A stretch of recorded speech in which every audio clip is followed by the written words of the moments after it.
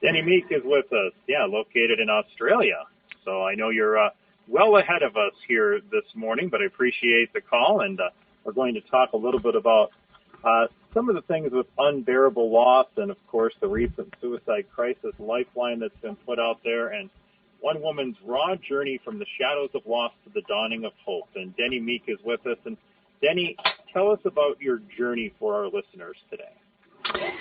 Well, Ron, I have written a memoir called Still Standing, in which I describe major life challenges that I've experienced, including 2 relationships of domestic violence, the development of anorexia nervosa in my daughter, and the deaths one by one at different times for different reasons of 3 of my 4 children.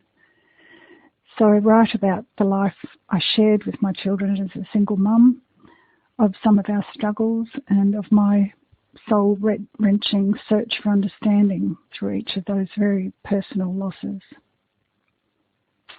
What was the reason that you wanted to write this? I mean, what was some of the concepts, some of the items that you really wanted to put a lot of these tragic events on paper?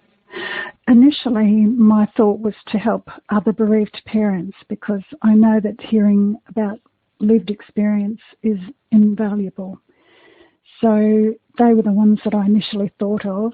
I also wanted to give my children and myself a voice. I wanted us to have our say about our story, because it's unusual to have so many experiences like this, especially so many taboo subjects land in one person's life.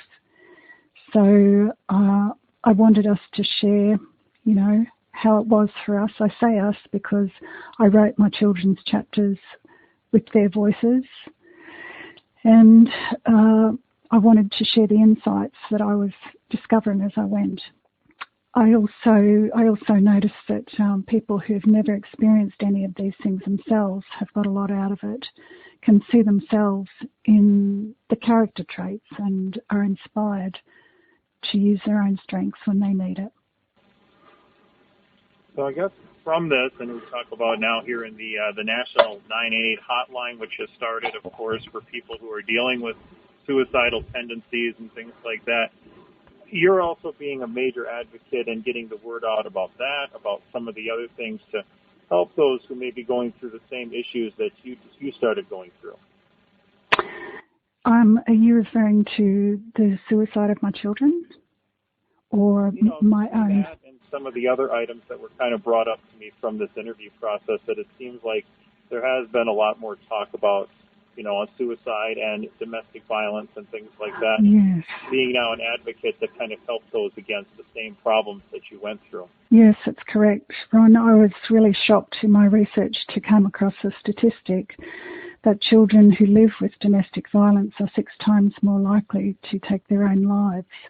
That was terribly shocking to me. I felt that I had not got my children out in time, even though I was very vigilant and I sought a lot of help. The best way for us to handle it was to leave the situation completely. My daughter developed fully blown anorexia nervosa. I could not prevent that. I saw it coming and could not get help for her before any illness had manifested. And then my eldest son took his own life at age 18, and my daughter followed 4 years later. She joined him age 19. From the book that this is being put together, and what is the hope of something like this, Denny? The hope is initially that other people going through the same experiences won't feel so alone. I wanted to share from my core.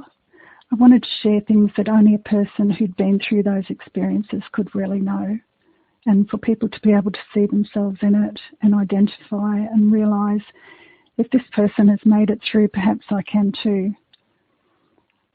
I wanted it to... Where can we get... Yeah, sorry? I'm sorry, Go ahead. I would also address the stigmas of suffering around all these subjects that we experienced. The death of a baby, domestic violence, mental illness that manifested in my daughter's anorexia, teen deaths, suicides, and 2 of them, and all that grief. these are subjects that people are not comfortable talking openly about, and so there are stigmas around them. And I would address those stigmas by bringing them out into the open and encouraging public conversation about them so that we can address the shame that keeps us silent. So, yeah, light at the end of the tunnel, Ron. That's what I hope. Okay. I just wanted to say, where can we get the story? Where can we get a chance to learn your experiences, and just maybe hearing this story is going to help someone else who's dealing with the same situation? Still Standing is available at all good bookstores, about 51,000 of them, including Amazon, Barnes & Noble, etc., or from my website, which is dennymeek.com. That's DENNYMEEK.com. They can. Denny, I appreciate the time here today, and I thank you for your courageousness to talk about things like this, and I wish you all the best in your efforts. Thank you so much, Ron. Thank you.